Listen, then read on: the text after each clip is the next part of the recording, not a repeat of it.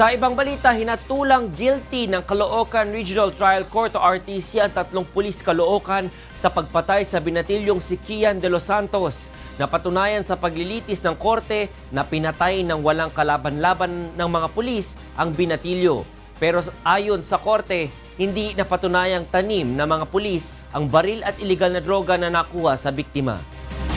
Ito ang balita ni May Bermudez. Reklusyon perpetua o 20 hanggang 40 taong pagkakabilanggo ang hatol ng Caloocan Regional Trial Court Branch 125 sa 3 pulis Caloocan na pumatay sa 17 anyos na si Kian de los Santos.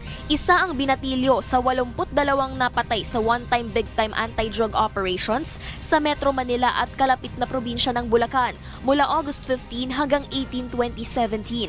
Sa desisyong ibinaba ni Judge Rodolfo Azucena Jr.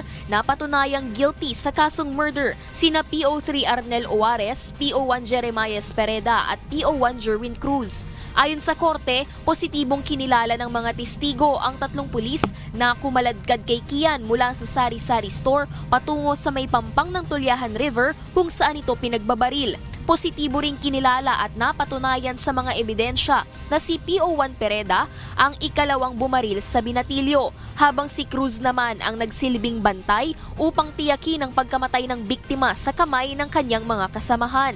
Ayon pa sa korte, nakikisimpatya ito sa mga pulis na inilalagay sa alanganin ng kanilang buhay sa pagtupad ng tungkulin. Ngunit hindi makatwiran ang paggamit ng sobrang dahas, lalo na kung hindi naman kinakailangan. Sabi pa ng korte, hindi kailanman naging bahagi ng pagpapatupad ng batas ang pagpatay. Walang pagsidlan ng tuwa ang pamilya ni Kian sa naging hatol ng korte. Nakuha namin yung hustisya para kay Kian at nagpapasalamat din kami kay Ma'am Persida Acosta sa BACC sa lahat po ng grupo na tumulong. Hindi ko na po kayo iisa-isahin, alam niyo naman kung sino po kayo. Maging sa press people, sa pagtulong po at sa pagtutok sa kaso namin, maraming salamat. Yan po ay patunay na may rule of law, rule of truth and justice sa ating bansa. At kung meron pong mang nagaganap na EJK, panahon-panahon ni Secretary de Lima, may mga memo na siya at guidelines sa EJK. Hindi po yan pinahintulutan ng gobyerno, yung EJK na yan. Kaya pag meron pong kapulisan o sino mang law enforcer na lumabag sa operations manual ng PNP at ng investigative body ay mananagot po sila sa batas. Pinawalang sala naman ng korte ang 3 pulis sa kasong planting of evidence dahil walang ibang testimonya o dokumento na magpapatunay na tanim ang baril at iligal na droga na nakuha sa binatilyo. Inatasan din ng korte ang mga akusado na magbayad bawat isa ng 145,000 pesos na danyos sa pamilya ng biktima. Para kay Senator Risa Hontiveros, dapat nang itigil ang war on drugs ng pamahalaan dahil sa mga napapatay na kagaya ni Kian. Ito pong desisyon at sentensya ay isang matibay na pruweba sa realidad ng extrajudicial killings sa ating bansa sa ilalim ng ating Pangulo. Hindi na po pwedeng magpatuloy lamang ang mga spin master o apologist ni Pangulo na hugasan ang kamay niya. Ayon sa mga pulis, nanlaban sa mga otoridad ang grade 11 student na biktima habang nagsasagawa sila ng anti-illegal drug operation sa Caloocan. Pero batay sa kuha ng CCTV at sa salaysay ng mga saksi na pinagtibay ng korte, kinaladkad na mga pulis si Kian sa dulong bahagi ng eskinita malapit sa bahay nito at doon ito pinatay ng walang kalaban-laban. May Bermudez, UNTV News and Rescue, Caloocan City. Itinuturing ng Philippine National Police o PNP na dagok sa kampanya kontra iligal na droga ang pagkakakonvict sa 3 pulis Caloocan dahil sa pagpatay kay Kian de los Santos. Ngunit ayon sa PNP, hindi ito dahilan para itigil ang war on drugs ng pamahalaan. Ito ang balita ni Lea Ilagan. Ikinagalang ng PNP ang guilty verdict ng korte laban kina PO1 Jerwin Cruz, PO1 Jeremy Pereda at PO3 Arnel Uares ng Caloocan PNP, kaugnay sa pagpatay kina Kian de los Santos. Ngunit aminado si PNP spokesperson Police Chief Superintendent Benigno Dorana Jr. na malaking dagok ito sa kampanya ng pamahalaan laban sa iligal na droga. Sa kabila nito, tuloy-ani ang war on drugs at hindi sila magpapaapekto. This will not deter us or cause us to waver a bit in our resolve to wage our intensified campaign against illegal drugs. Sinabi pa ni Durana na ang ginawa ng 3 pulis ay hindi sumasalamin sa kabuuan ng PNP organization at di nila kinukonsinti ang gumagawa ng mali. This is probably a setback, but at the same time, we are equally, telling our people, and as expressed time and again, even by the Commander-in-Chief, that he will be fully supporting police personnel, security personnel who are doing their job, within the bounds of the law. But those who are doing their job outside of the bounds of the law, we are equally hard against them.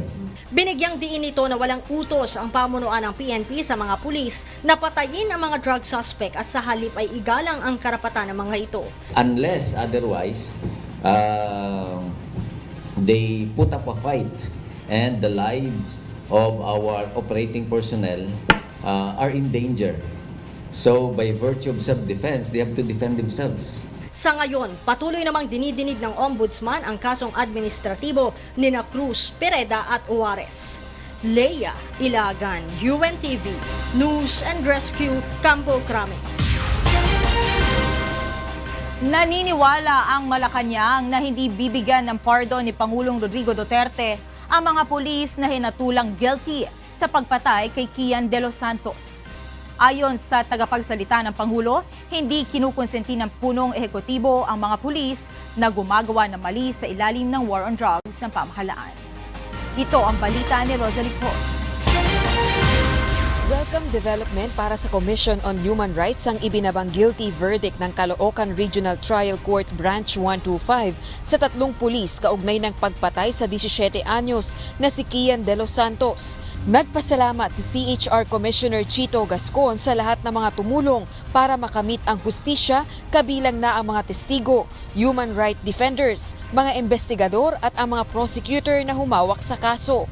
Pinuri naman ng Malacañang ang mabilis na resolusyon sa kaso. Ayon kay Presidential Spokesman Secretary Salvador Panelo, ang pagkakakonvict sa 3 pulis ay patunay na patuloy na umiiral ang judicial system sa bansa. Well, it is a triumph of justice. It shows that this country has a robust judicial system. It also shows that in the solemn speech of the President the first time, he said, when he declared war on drugs, those who will abuse their authority will have hell to pay. Naniniwala ang Malacañang na hindi bibigyan ng pardon ng Pangulo ang 3 pulis. Ayon kay Panelo, ang ginawa ng mga ito ay hindi sakop ng pangako ng Pangulo na siya ang mananagot sakaling may mapatay ang mga alagad ng batas sa pagganap ng kanilang tungkulin. The President will never tolerate policemen who intentionally kills, who have done it not in accordance with the performance of their duties. So if the conviction is murder, which is intentional, then I don't think the President will pardon. Samantala, nanawagan naman si Gascon sa pamahalaan na paigtingin ang kampanya para makamit ng iba pang biktima ng extrajudicial killing sa bansa ang hustisya. Rosalie Cruz, UNTV News and Rescue, Malacañang. Sa ibang balita, naglabas na ng listahan ng mga pinagbabawal na paputok ang Philippine National Police Firearms and Explosives Office.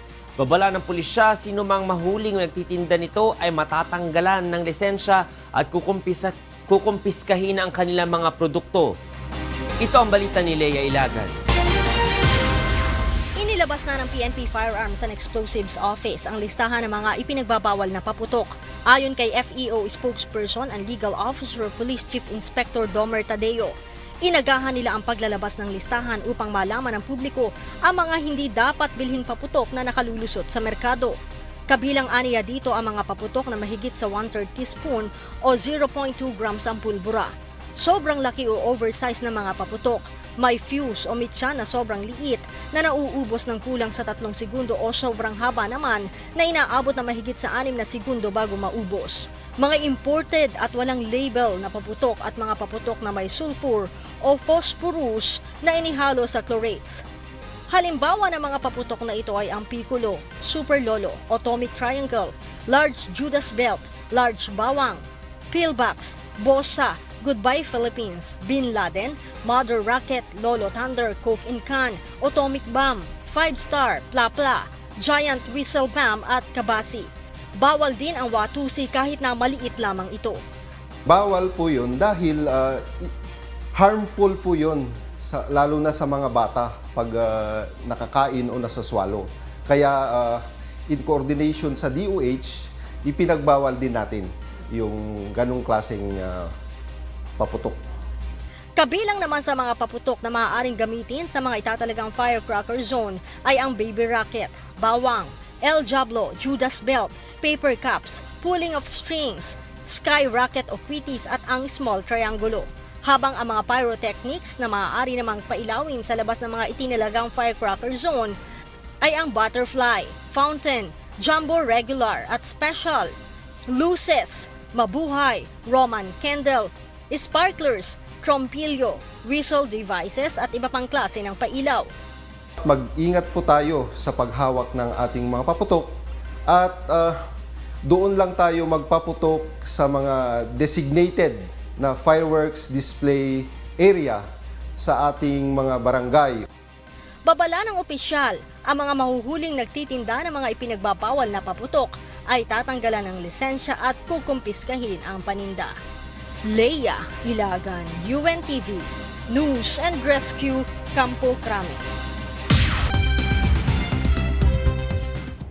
And for the news abroad, Mexico has stepped up efforts to halt the advance of a U.S.-bound caravan by offering jobs to migrants. Meanwhile, the Mexican government deported some migrants back to Central America. Judith Nofuente reports. Mexico has deported nearly 100 migrants in Tijuana back to Central America after a group of Central American citizens rushed towards the country's northern border with the United States. Riot police were deployed in Tijuana to contain migrants seeking to cross the border, and from the United States, authorities used tear gas on migrants approaching the border fence that separates Baja California in Mexico and California in the USA. The protest started on Sunday amidst growing frustration from migrants in Tijuana at the slow pace of asylum applications being processed. Se han tenido lamentables decesos. There have been unfortunate incidents. There was one man who climbed on top of a trailer on a highway. He lost balance and he fell off. Another, a migrant of Central American nationality, was run over. But no children, no woman, no pregnant woman, no elderly, no youth, not even the violent group have been seriously hurt. 100 migrants have been repatriated. Han sido ya deportados y repatriados. There are more than 7,000 migrants at the U.S. border in Tijuana and the city of Mexicali, with more than 800 others still moving toward the border. Meanwhile, migrants at a Tijuana camp signed up for work visas in Mexico. The Mexican government has offered jobs to the migrants, saying that those who obtain legal status could occupy thousands of vacancies. Several members of the caravan say they would be willing to stay put in Mexico rather than face rejection across the border in the United States. It's the best option for Hondurans, for Central Americas, with the permission to work that the government immigration is giving. Companies are ready to hire. When they have their employment number from immigration, they can be hired formally when they receive an offer of employment. Mexico has offered temporary identification papers and jobs to migrants who register for asylum in the country, stepping up efforts to halt the advance of a U.S.-bound Central American caravan that has angered Washington. Judith Nofuente, UNTV News and Rescue. Senior members of President Donald Trump's cabinet urged U.S. senators not to downgrade ties with Saudi Arabia over the killing of journalist Jamal Khashoggi. saying it would be a mistake for national security and would not push Saudi in a better direction at home. After repeated calls from members of Congress for a strong U.S. response, Secretary of State Mike Pompeo and Defense Secretary Jim Mattis briefed the Senate behind closed doors about Saudi Arabia and the October 2 murder of Khashoggi at the Saudi consulate in Istanbul and on the civil war in Yemen. After the briefing, Pompeo told reporters the Senate move was ill-timed and said it could undermine a ceasefire. The administration has made the case that the Saudi are too important an ally to lose, citing the country's help to contain Iran in the region, secure democracy in Iraq, and fight the Islamic State and other militant groups. Trump has dismissed a CIA assessment that Saudi Crown Prince Mohammed bin Salman ordered the October 2 killing of journalist Jamal Khashoggi, but senators left the briefing upset that CIA Director Gina Haspel had not attended. Thousands of Argentines took to the streets of Buenos Aires as the city prepared for the Group of 20 summit, with some world leaders already arriving. Stephanie C. has the story. Carrying protest signs and peacefully marching, the demonstrators accused the G20 leaders of only wanting to take advantage of the region. The main goal was to say no to the G20 because how we see it is, they are the ones who are coming here to take our remaining natural resources. Macri is here to negotiate the people's hunger, give away all of Argentina's remaining natural resources, and keep sinking us farther into poverty. Public service workers surrounded Saudi Arabia's embassy with barricades while anti-riot police kept a close eye on the demonstrators. Earlier in the day, Saudi Arabian Crown Prince Mohammed bin Salman was among the first to arrive.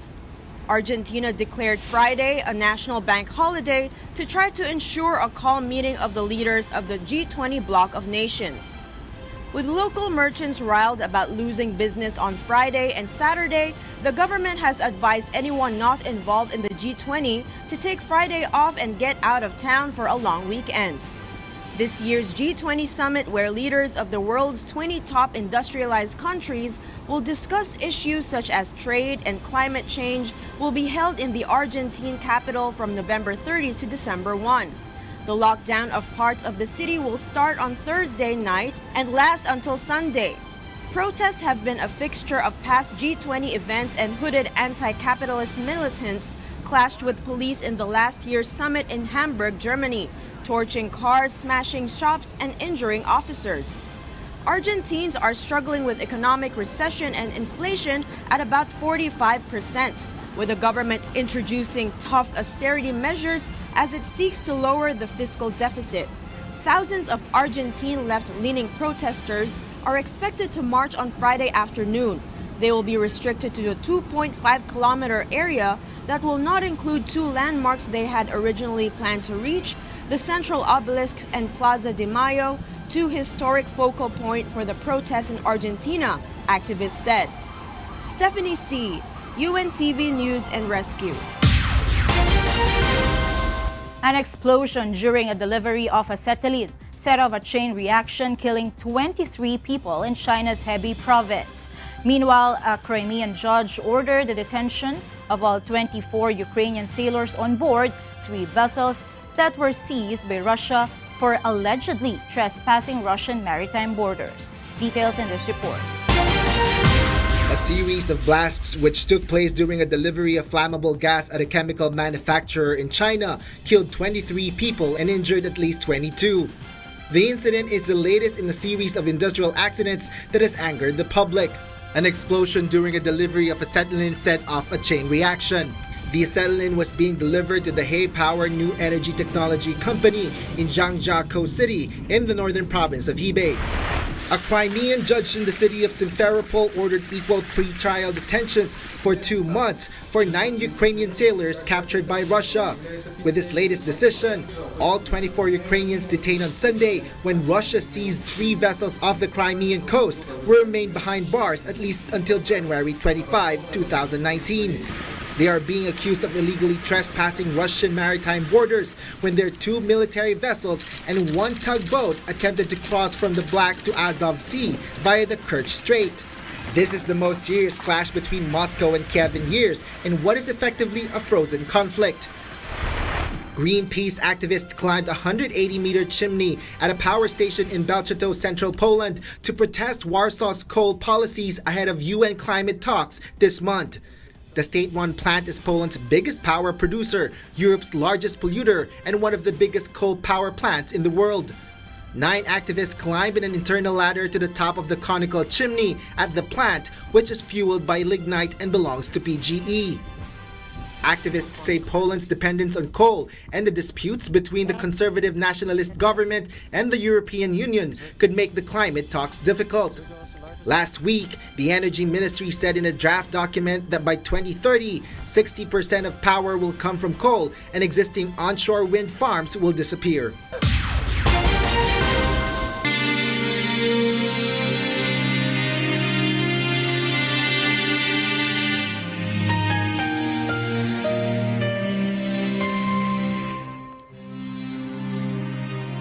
Tatlong 2,273 araw o mahigit 9 na taon na po ang nakalipas mula nang maganap ang malagim na Maguindanao Massacre.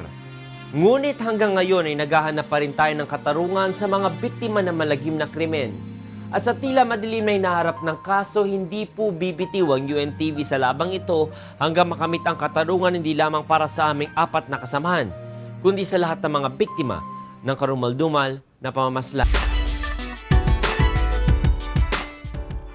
Ipinakilala na sa publiko ang top 12 Wishcoveries mula sa Davao Region na bubuo sa Camp Boy Christopher ng Wishcovery Season 2, The Singer and the Song. Sila ang ikalawang grupo ng Wishcoveries na nagmula sa Mindanao Region. Ito ang balita ni Leslie Longbowen.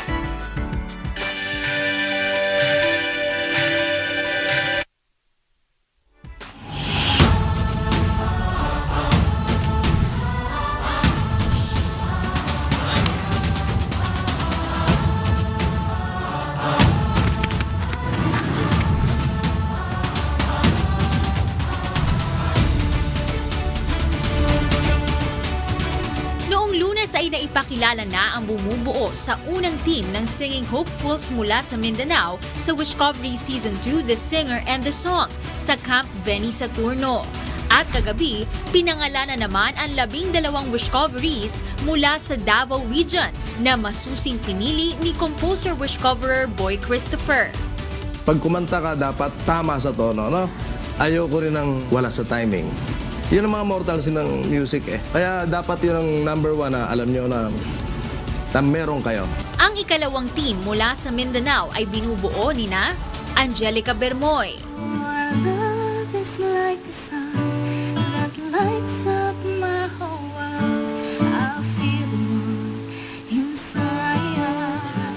April Yu,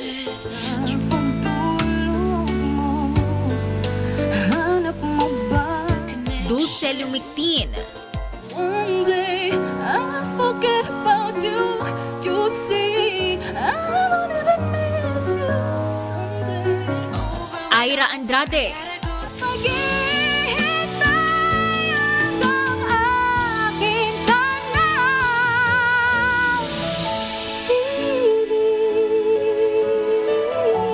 Ivy Arroyo, at aalis, magbabalik at uulitin. Jidaida Supan, Hold your hand.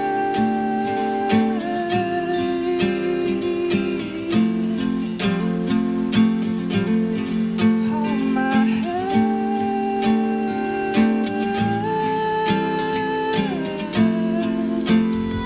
Jilly Canha, Bawat araw ang pag-ibig ko sa'yo niyak. John Rex Palmes, Ngunit bakit sa tuwing ako'y lumalapit, ika'y lumalayo? Judy Nagaliza, Never thought I would be right for you. I just can't compare you with anything in this world. Lendon Ascuña, Bawat hanga sa pangambay di pa alipin. Lenny Birang, araw-gabi tayong dalawa. at Meryl Abella. Pito, sa kanited na teta ko, huwag mo nang tagalan ang paghihirap ng puso ko. Samantala mula Mindanao ay malalaman naman mamaya kung sino-sino ang mga wish coveries mula sa Visayas na bubuo sa kampo ni Top Suzara.